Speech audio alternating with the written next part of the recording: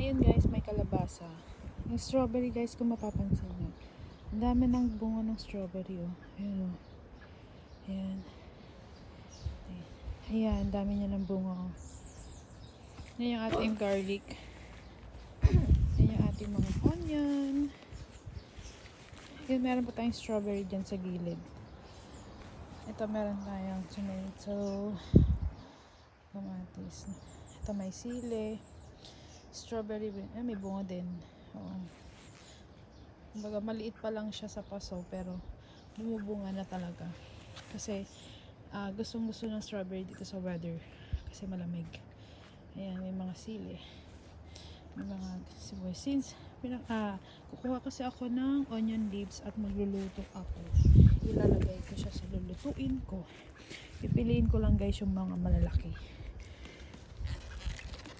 Diba? Nakatipid na. Kasi kung bibilhin ko rin to sa store, sa supermarket, mahal din guys. Mahal dito ang onion leaves. Minsan, pag bumibili ako, nasisira lang kasi hindi nagagamit kaagad. And guys, kung papansin nyo, yung strawberry, daming bunga oh. Kumbaga, ayan oh, bawat may bunga na siya oh. Galing-galing, sarap niyang yun oh. Dami. Ay, meron din tayong carrots there. Ayun, carrots yan. Yan, carrots.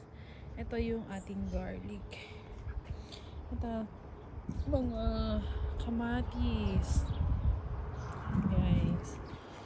Sarap magtanim dito. Yung sibuyas natin nagkakaroon ng what they call this? Bulaklak. Yan. Kukuha pa tayo since isa pa lang nakuha natin. Dagdagan natin. Then magluluto ako ng baboy. Ayan. Piliin lang natin yung mga malalaki. Ayan. Bali, nakatipid din kahit papaano. Diba guys? Kaya maganda talaga pag may mga tanim na anytime pwede mong anihin. Nasabi nga nila na kapag may siniksik, may itinanim, may maaani. And guys, ito yung aking naani. Oh, so ito mabibili na namin to na ilang dollars na rin to. Diba? At least tipid. Kahit papano. So yan lang guys. Pinakita ko lang. Flex lang natin. And just sharing. Thank you for watching guys. I hope you like our video. Bye bye guys.